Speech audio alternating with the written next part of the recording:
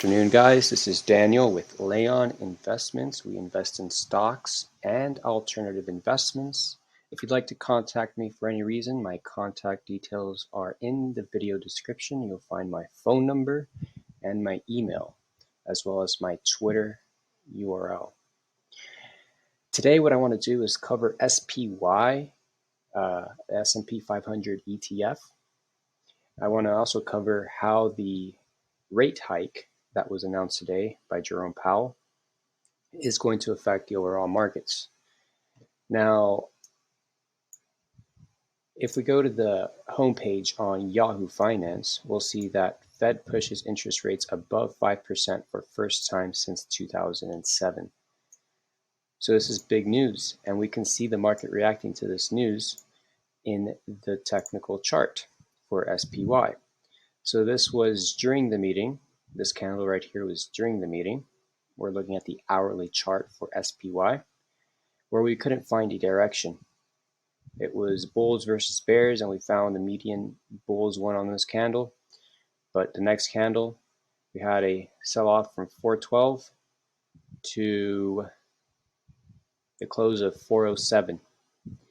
And now what are we doing here? What can we expect?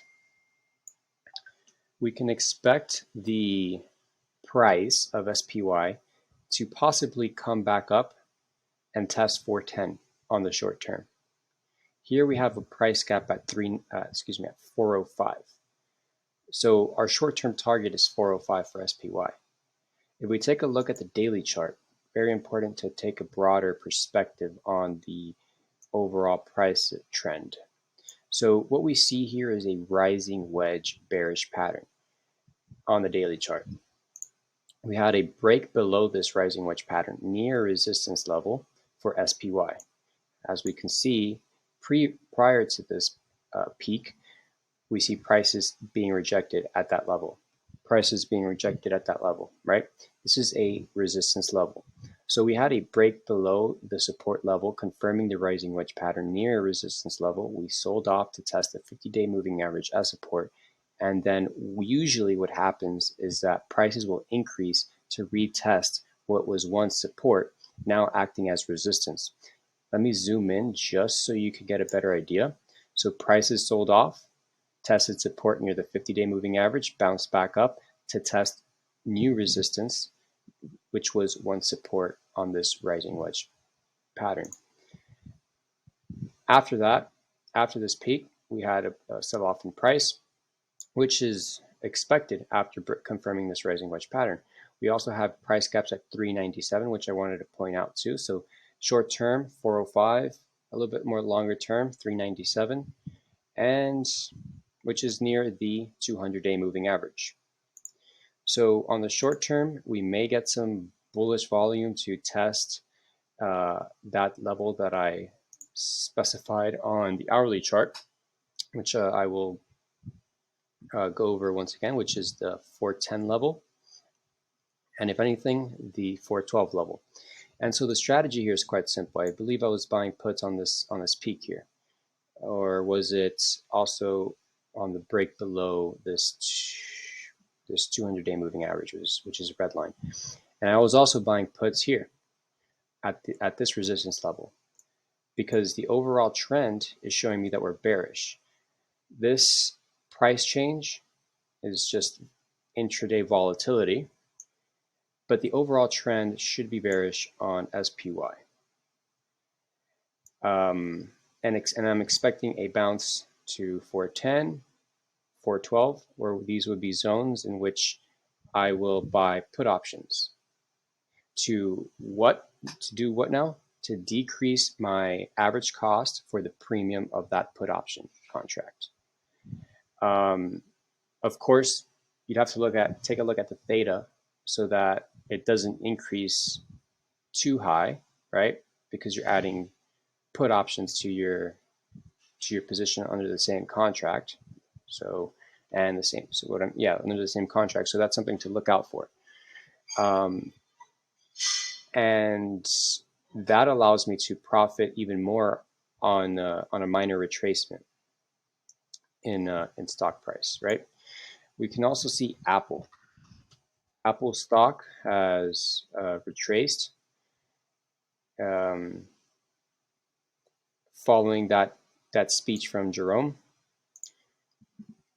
and we're now finding some support at the 200-day moving average. I do expect, since the market is expecting to sell off, since I'm expecting the market to sell off, is that we may break this rising wedge pattern here on the daily chart for Apple. If this does happen, we can target the 50-day moving average at 158. We also have price gaps at 146, right? So that can be a target, a longer term target. And our support level is near 125. It may be lower at 120. We'll have to see how things play out. But my overall sentiment on the overall market for the stocks under the SPY is bearish. So we'll have to see where the prices head following this this sell-off. Okay, I also want to cover some more stocks. INTC is a stock that I am long. INTC stock I've been tweeting about on my Twitter for quite some time. We have a double bottom pattern here. We have a resistance zone at $30 per share. We have the 200-day moving average near the price right now, so that's a very good indication. We broke above the resistance. What happened after? We retraced and now test previous resistance with support. And we have filled the gap that recently occurred. So I believe this is setting up nicely to continue higher, to reach our target at $37 per share, our first target. And our second target could be, I believe, this price gap here at $42 per share. This is a long-term hold. This contract doesn't expire until next year, I believe mid of next year. So we have time on this contract, and I'm able to buy more more call options at different price zones to formulate a low average on the premium. That's the strategy with INTC. So moving on forward to Walmart. Walmart stock is trading at a strong resistance zone. And we take a look at previous price history, we see that Walmart has always been rejected at the 151, 152 price level, right? We had a rejection here, false breakout, rejection, rejection, and likely a rejection. Now, if we take a closer look at the hourly chart, we'll see that the price has recently, so we have a consolidation phase here, right? Consolidation phase. The 200-day moving average is pretty much flatlining. And we had a close below the 200-day moving average, which is typically a bearish indication. Here we had a close and a close, but we retraced up to here. So it depends on your trading style, but let's say you had entered puts here, right? Or you've been just entering puts as it trades along this resistance level, right? So you may have bought puts up here, right? Maybe you were adding puts down here, puts here, right? So you'd be near break even right now. So it isn't too late if you want to get in on the action for the downside for Walmart.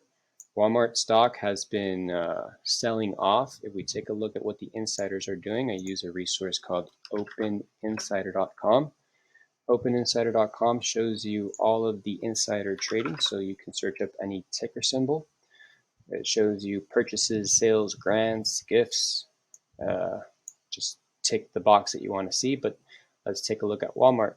So, we got a recent sale from the EVP of Walmart on May 1st. And we've just been getting sales of stock from the insiders. And they're 141, 151, near its resistance level. So considering that, I'm taking a bearish stance on Walmart, and I'm targeting possibly this first target right here, where it's near a support, right? Remember, this price went up, came back down around that support level. That's where my first target is. We can have, let's see, there's still a gap at 144, another one at 142. So the market's overall bearish in my sentiment, and the stocks are near resistance levels. They're just showing more bearish signs than bullish. Let's see, another stock I want to cover before we end this video is Ford. Ford is a stock that I've been trading after seeing a bearish head and shoulders pattern on the hourly chart, as depicted right here. You got the left shoulder, the head, and the right shoulder. We have the neckline, we can have a neckline here, broke beneath the neckline, retested what was once support, now resistance, and it's been trading sideways. I'm targeting below the support level, so below 1113. So I've been adding puts as the price trend unfolds. That is my trading strategy. I don't like to go in on one entry. I like to spread out my entries over a sustained period of time to get that premium as on that contract as low as I can, while having a long dated expiration contract so that the theta doesn't eat away at the profits. Like I said, that's the video for today. If you have any questions, feel free to contact me at my contact details listed down below, my phone number, my email, and also my Twitter. And if you like this channel and like the content that we upload on this channel, feel free to like the video and subscribe to the channel, and I'll see you guys on the next one. Thank you for watching.